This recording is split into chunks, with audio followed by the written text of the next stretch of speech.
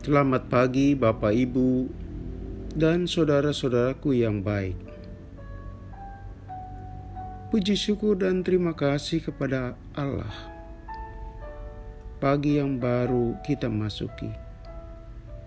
Semoga tidur dan istirahat malam menyegarkan kita. Kiranya kita bisa melihat dan mengalami kasih Tuhan di sepanjang hari ini. Firman Tuhan untuk direnungkan. Carilah Tuhan, hai semua orang yang rendah hati, di negeri yang melakukan hukum-Nya.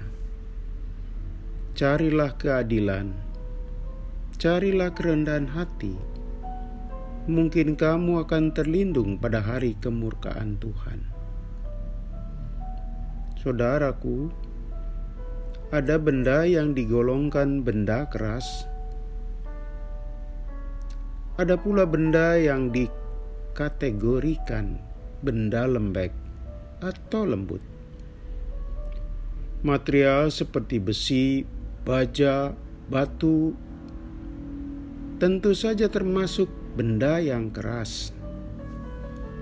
Sedangkan nasi, buah-buahan dimasukkan ke golongan benda-benda yang lembut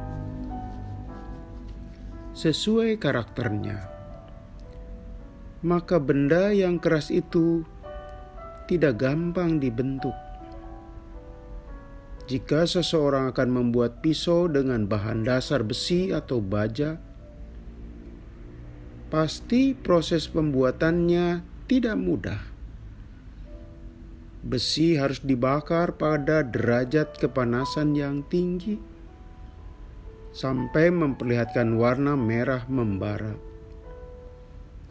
Lalu ditempa atau dipukul berkali-kali agar membentuk benda yang diinginkan. Membuat pisau dari benda keras membutuhkan kerja keras, peluh mengucur, tenaga terkuras. Lain halnya benda yang lembek, lembut atau lunak. Buah-buahan, nasi, atau benda apapun yang masuk benda lembut, mudah sekali kita mengolah atau membentuknya. Ingin membuat jus dari buah-buahan, kita tidak perlu berkeringat dan tidak perlu menguras tenaga. Pakai alat blender, masukkan buah-buahan seperti mangga, alpukat, stroberi. Tunggu dalam waktu hitungan menit. Dalam hitungan waktu yang singkat, benda itu telah berubah dan sangat simpel mengubahnya. Saudaraku, hati manusia itu tergolong benda lembut atau keras. Orang bisa bilang lembut. Itu benar sekali jika melihat sisi materialnya. Pasti kita sudah melihat hati atau jantung ayam atau sapi. Seperti itu materialnya. Benda yang lembek, lembut. Namun ketika hati yang dimaksud merujuk atau menyangkut watak, mental, dan sikap, ternyata bisa menjadi benda yang keras. Bisa juga menjadi benda yang dikategorikan lembut. Ketika ada seseorang yang sulit dinasihati, bandel, nasihat seolah-olah tidak digubris, maka penilaian yang muncul, orang seperti itu hatinya keras. Anda tentu pernah bertemu atau malah kenal dengan orang seperti itu.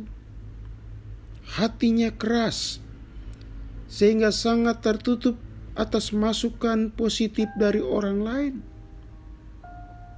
Sifat atau wataknya susah berubah dan diubah.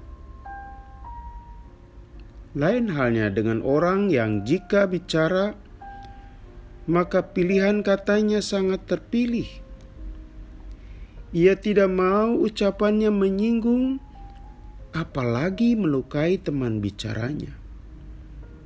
Suara bicaranya pun halus. Enak komunikasinya, menghargai pendapat orang lain, dan welcome untuk berubah dan membaharui diri. Orang akan memberi label orang demikian sebagai orang yang lembut hatinya. Saudaraku, firman Tuhan menawarkan kita untuk melihat sisi yang menarik di luar kebiasaan. Apa itu? Pada umumnya orang yang punya hati yang keras untuk diubah. Hati yang keras adalah punya watak sifat tinggi hati, sombong, angkuh. Mereka yang jadi sasaran untuk bertobat atau diminta berubah. Seumpama kesehatan, orang yang hatinya keras yang butuh obat. Sehingga hati yang keras berubah menjadi orang yang lembut, terbuka dengan nasihat, terlebih nasihat bersumber dari firman Tuhan. Kali ini tidak seperti yang kita pahami, sekaligus tidak seperti asumsi pada umumnya. Orang yang rendah hatilah yang diminta untuk makin rendah hati, bukannya mereka yang keras dan sombong. Mengapa? Hal ini disebabkan orang rendah hati itulah yang mudah diubah, diatur, untuk membaharui diri menjadi lebih baik.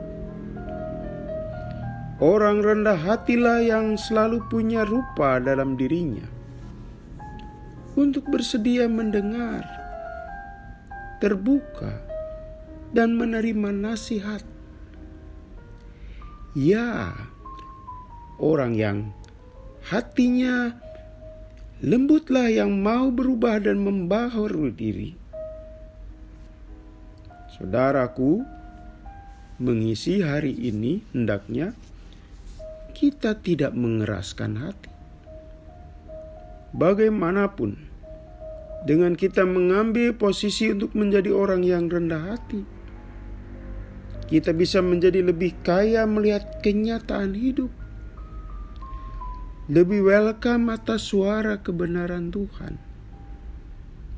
Karena itu, marilah kita terbuka atas ide, cerita, kesaksian, dan pengetahuan positif yang datang dari luar.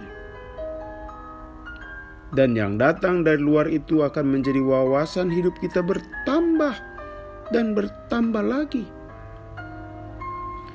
Orang yang rendah hati bagaikan gelas yang belum terisi penuh, sehingga ia mau ditambah lagi dan ditambah lagi.